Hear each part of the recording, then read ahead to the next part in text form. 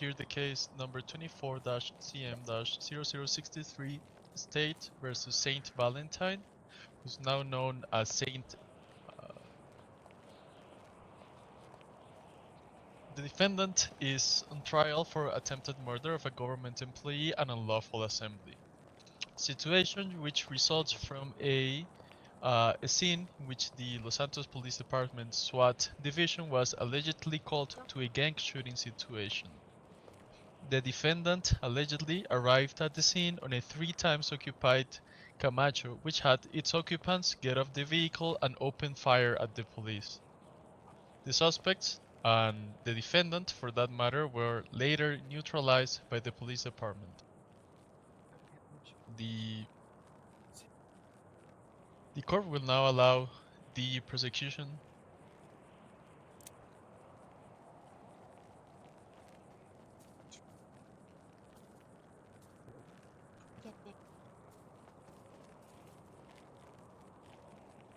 Honorable Justice McFarnell and pertaining parties. Today, the evidence will show that on February 28, 2024, the defendant, formerly known as St. Valentine, engaged in a violent attack on law enforcement officers, ultimately attempting to take the life of a government employee.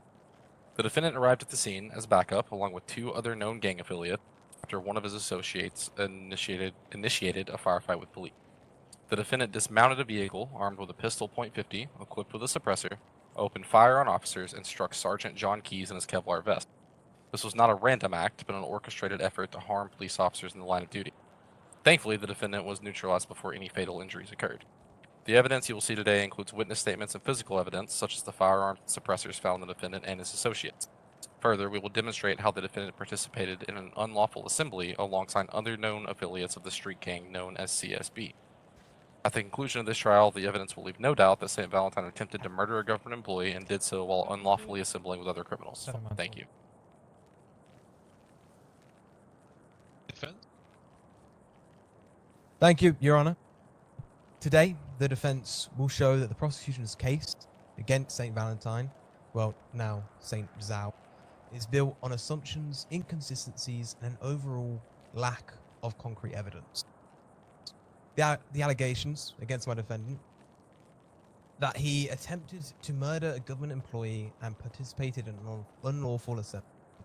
These allegations are not supported by facts or any evidence that should be presented in order to charge him of these crimes.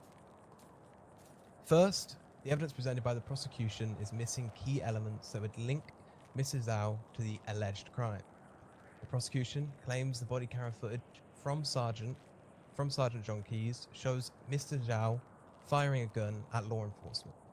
Yet despite requests and court orders, the prosecution has failed to produce this body camera footage. If this footage is so crucial to this arrest, why is it not here? Second, no physical evidence has been brought forward. No results from his GSR test, no forensic analysis of the bullet casing, and no touch test to determine if Mrs. Xiao even fired that gun. In fact, there are no substantial proof linking Mrs. Xiao to any firearm being discharged that day. Are we really going to find a man guilty of a serious felony based on a witness statement that begins with, and I quote, "I do not remember in detail who did what 100% by name"?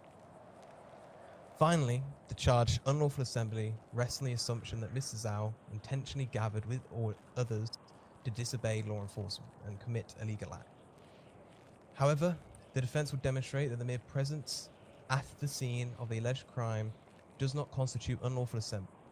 In the case CM 24-0018, State of San Andreas vs. John Chappelle, the court found the defendant not guilty of unlawful assembly because the prosecution failed to prove that the defendant had the intent, willingness, or premeditation to disobey the law or law enforcement instruction. Similarly, in this case, the prosecution lacks evidence as though Mr. Xiao acted with intent or organized with others for unlawful purposes. In conclusion, the defense will present arguments that raise significant doubt about the prosecution's case.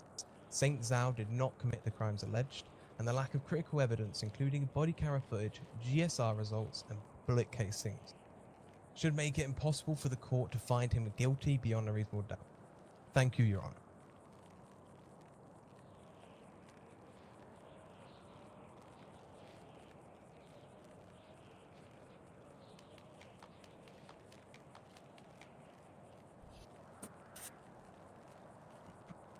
Your Honor, the prosecution would first turn your attention to Exhibit Number 1, or the arrest report of St. Valentine from the day in question. The arrest report provides a detailed narrative of the events that transpired on February 28, 2024. Officers responded to a SWAT backup call in relation to a gang-related shots fired situation. Quickly after arrival, law enforcement witnessed St. Valentine dismounting from a vehicle armed along with 2 other known CSP affiliates. The defendant then proceeded to open fire on the officers, striking Sergeant John Keys in his Kevlar vest. The arrest report highlights the severity of the defendant's actions, demonstrating his intent to harm law enforcement. It also outlines the illegal weapons found in his possession, including a pistol .50 and a suppressor. That will be all for Exhibit 1, Your Honor. Your Honor, this Exhibit 1 fails to mention who saw him open on the officers. This is written by the arresting officer who wasn't on the scene before. This relies on testimony. As I said before, as the arresting officer arrived on the scene after and treated the suspect. That's all, Your Honor. Thank you.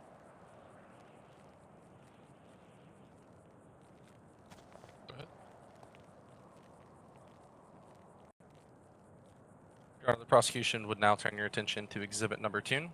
This is an image of St. Valentine's illegal possessions and personal belongings found during his arrest.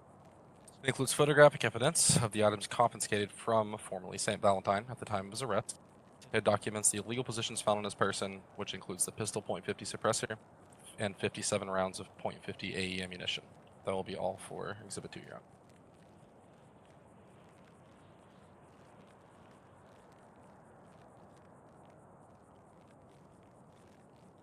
Your Honor, this exhibit only shows that Mr. Xiao was in possession of a firearm, which he isn't disputing. There is no forensic evidence to demonstrate whether that gun was used. We can see a radio, but there is no mention or any visible confirmation of any radio frequency to link the culprits with the original scene at all, failing to provide reasonable belief of a lawful assembly. That's all for this exhibit, Your Honor. We're ready to move.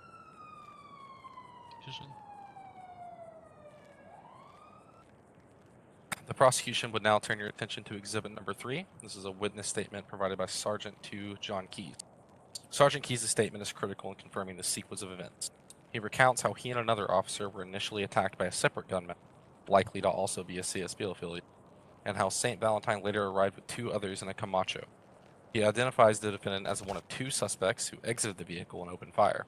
Sergeant Keys was personally shot by the defendant, but fortunately his Kevlar vest absorbed the impact. That will be all for Exhibit 3, Your Honor.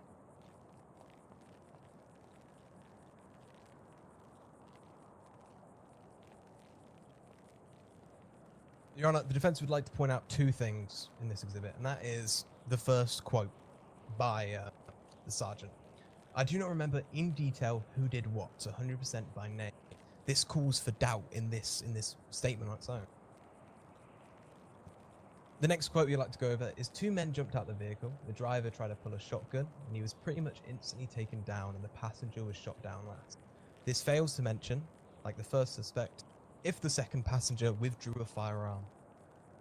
That's all you have. That's all we have for this exhibit, Your Honor, and we're ready to move.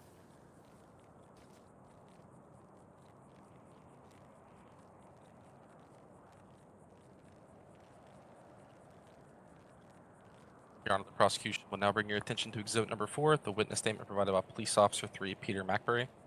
Officer McBury's statement supports Sergeant Keys' account and provides additional details regarding the arrest and handling of the defendant. After the shootout, Officer McBury was reasonable for cuffing, Mirandizing, and overseeing St. Valentine's medical treatment. He confirms the discovery of the pistol and suppressor and explains that based on Sergeant Keys' recount of the events, St. Valentine specifically discharged his weapon, hit Sergeant Keys, which resulted in the charge of attempted murder of a government employee. That will be all, Your Honor.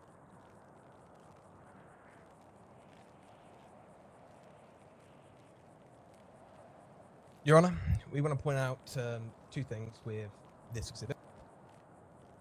We can clearly see from the quote which he responded to after checking his body cam. That St. Xiao, after discharging his firearm, managed to get a few shots off into the Sergeant Keys Kevlar vest. The person testifying did not see what happened at the scene. They only saw it after viewing a body camera footage that is not an evidence. Therefore, this bit is either hearsay or facts not evidence, depending how we look at it. That's all you have. That's all you have for this, Your Honor.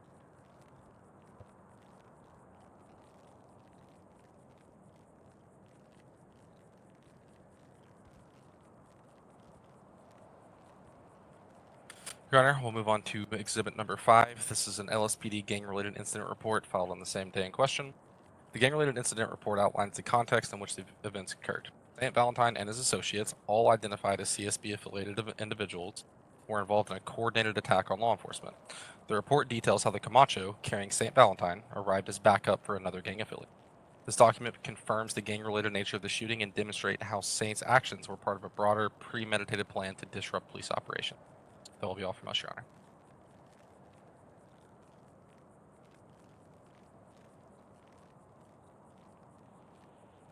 Your Honor, we have two things to bring up about this Exhibit 5 LSPD gang-related incident. First thing I want to bring up is that if we look to the incident witnesses, we can see an abundance of officers at the scene. And they are listed as incident witnesses, yet not a single one of them has provided any footage or anything like that. We've also only received witness statements from only a couple of them. We would also like to mention how the shooting fails to provide any witnesses on who actually saw Mr. Zhao's suit and any physical evidence left. Objection, Your Honor. He's no longer referring to the exhibit in question. He's just basically furthering his argument. Your Honor, I am. There is nowhere in this LSPD gang report incident who's saying who witnessed this information or witnessed this whatever's written down. It states randomly that Saint Zhao shot, yet this is not shown. Your Honor, by objection. He is just continuing to further his argument and not referring to the exhibit in question. Your Honor, this is exactly what a cross-examination of an exhibit of this kind is. I am telling you that the stuff in this summary of this incident isn't supported by saying who did, who witnessed.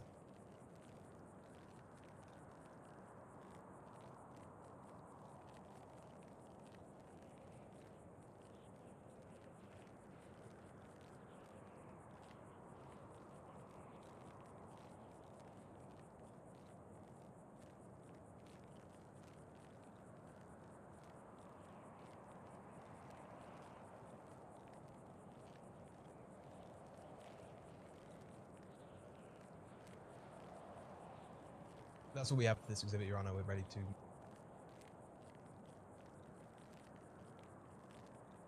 Right, we'll move to closing statements in that case. You may begin. That's what works. There's one more exhibit, Your Honor. Sorry. Yeah, please go ahead, my bad. Okay.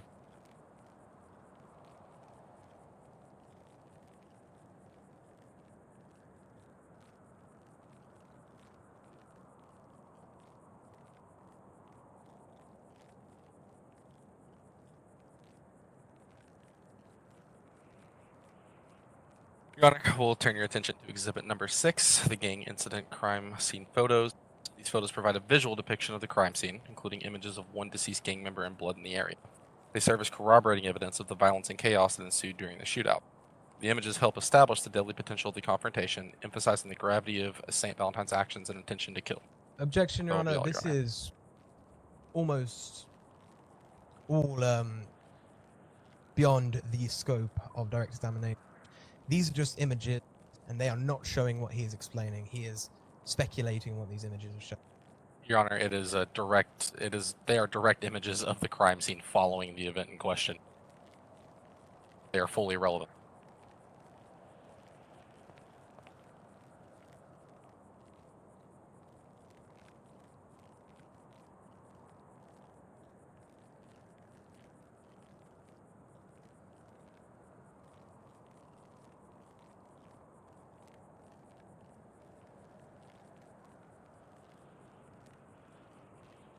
Thank you, Your Honor. That'll be all from the prosecution. We have nothing to input on Exhibit 6.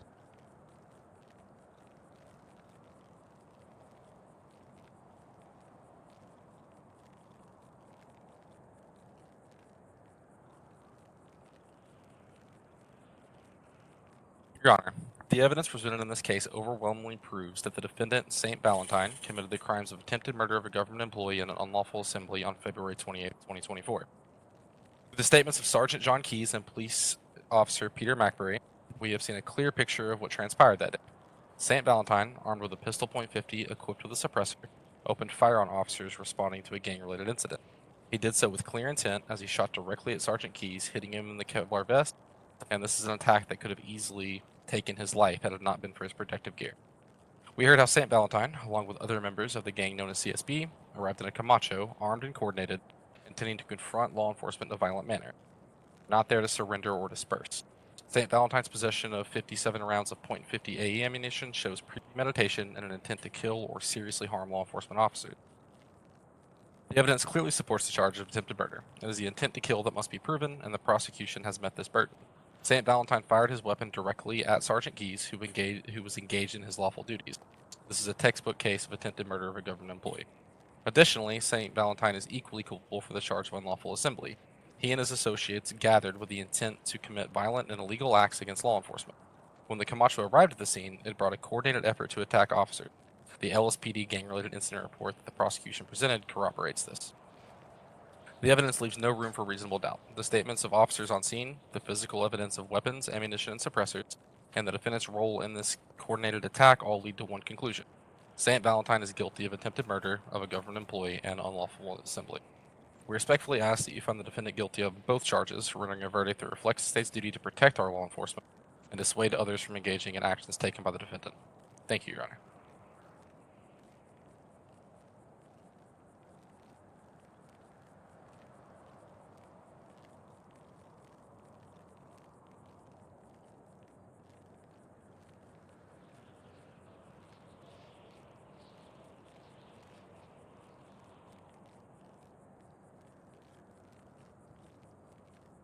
Your Honor, the prosecution is required to prove beyond a reasonable doubt the guilt of our client.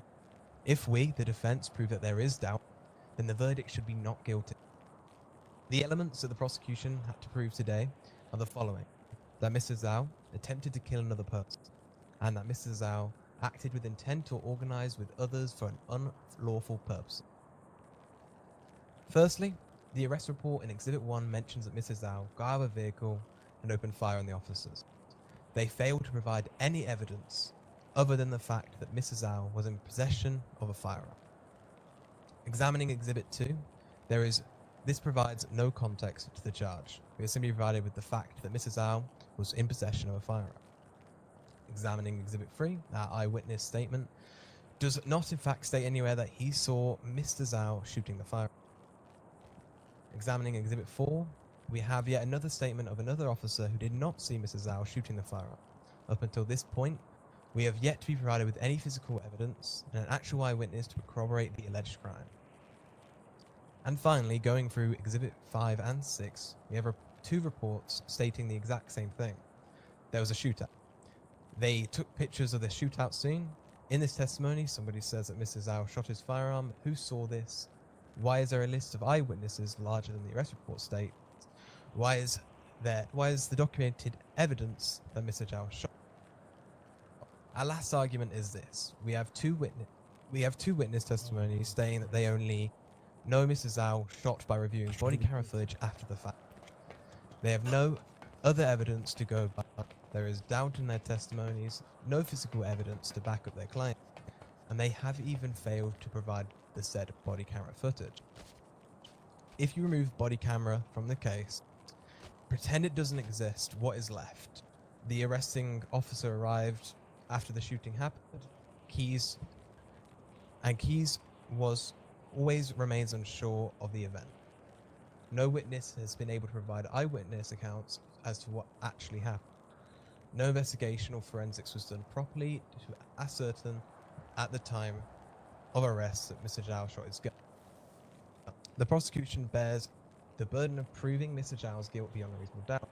The evidence presented does not meet this burden, the lack of body camera footage, the lack of evidence, the lack of forensic, the prosecution has not entered a single piece of evidence into court today to prove beyond a reasonable doubt that Mr. Xiao shot his gun on the scene. And finally, in the case CM 24-0018, St. San Andreas vs. Jean Japel, the court found the defendant not guilty of unlawful assembly with the following verdict. The court, however, is unable to determine, based on the statement, whether the defendant participated in planned, organized, or otherwise premeditated illegal street conflict.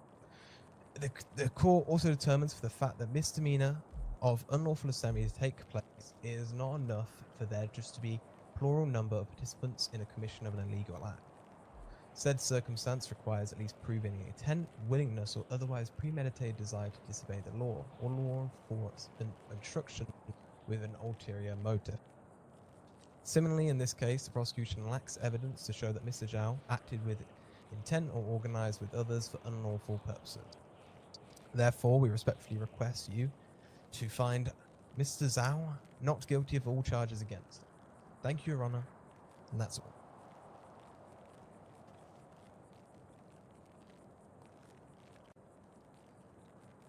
Your Honor, the defense wishes to downplay the evidence that we do have and wishes to emphasize on the evidence that we do not have. I would simply remind the courts that the arrest report is an official LSPD document that is used as the foundation for any single arrest. Additionally, witness statements are taken under oath.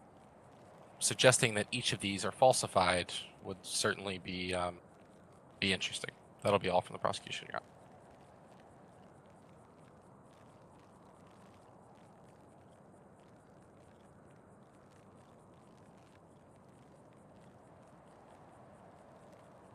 Your Honor, the defense would like to input one last thing, if you're fine with it.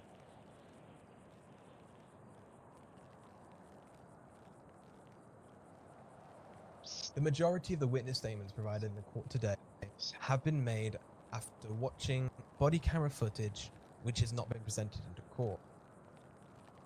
Can we trust the testimony of an officer which is given to us after them viewing a piece of evidence which we do not have access to ourselves?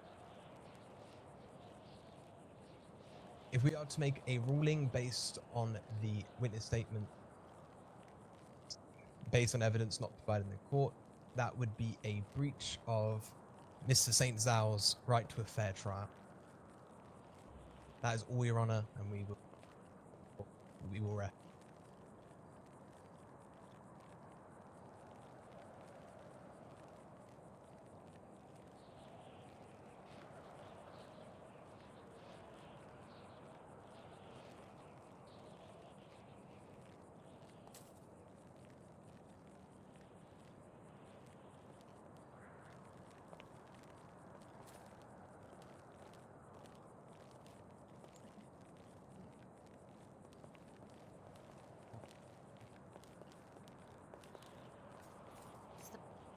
Prosecution will arrest, Your Honor.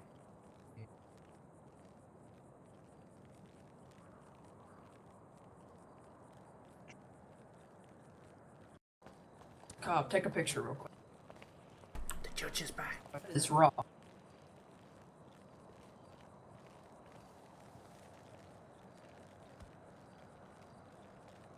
Jack, have a seat, man. Oh shit, he's back.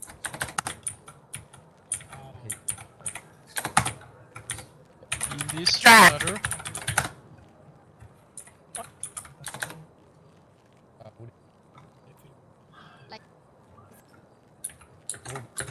Jack, we can hear you still. Jack!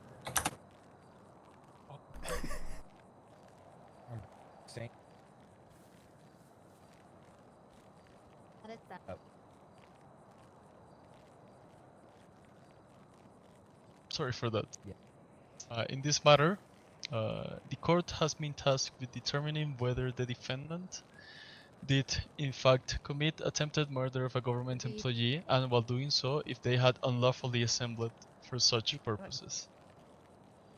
The prosecution has affirmed that a 3 times occupied Camacho arrived at the scene and opened fire at police officers. The arrest report provided suggests that the defendant had already been neutralized before they had arrived on scene.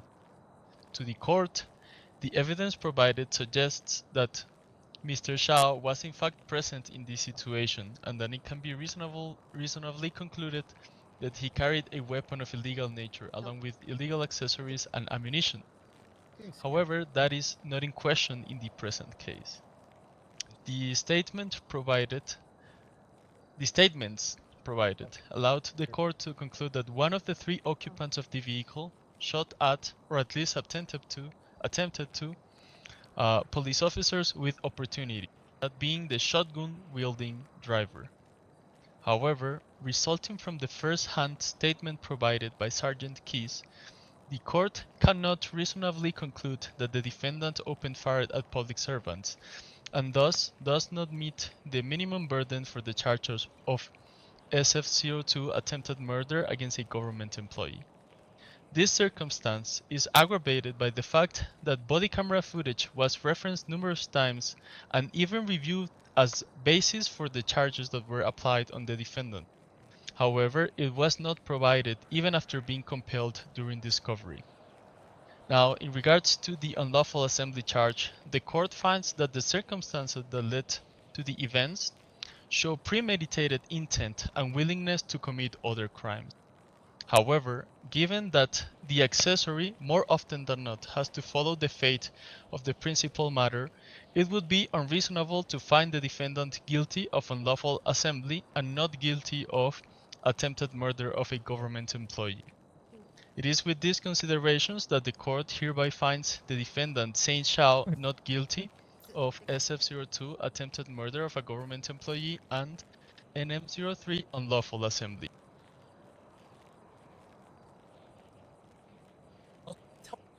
Yeah! Let's go. Yeah! Yeah. Electroshuffle. Congratulations, Mr. Xiao. Yes, sir! Yeah! You guys did amazing. Okay, so I'm here with Saint and his friends who are not affiliated with the Midnight Club. After his trial, how do you guys feel after that? I'm so Very excited! good. He's free, he's free! The public defenders did a very good job. They argued my case, and I got acquitted of a crime I did not do at all. Okay. And then how do you guys feel about your friend being not guilty of these crimes, whoever did them? I'm very happy. He's free, he's free! Yes. It was all Pasha's Pasha. It was all Pasha. That goddamn criminal. Yes. And what are you going to do with your newfound freedom? Woo! I'll probably go chill in the northern area of the county. Spend some times with my close friend. Unaffiliated close friends. Yeah. Maybe drive our cars at reasonable speeds. On an unrelated note, did you guys all go to the same place to buy your matching suits? Yeah, we did. Was that planned, or was it just like an awkward coincidence? The guy on the right spoke to you on his shirt. That's why he's yeah, you see how odd. mine's a bit of a different colour, yeah. Ah, okay. Need to have a Bayview day. Yeah, Bayview. Find the bitch.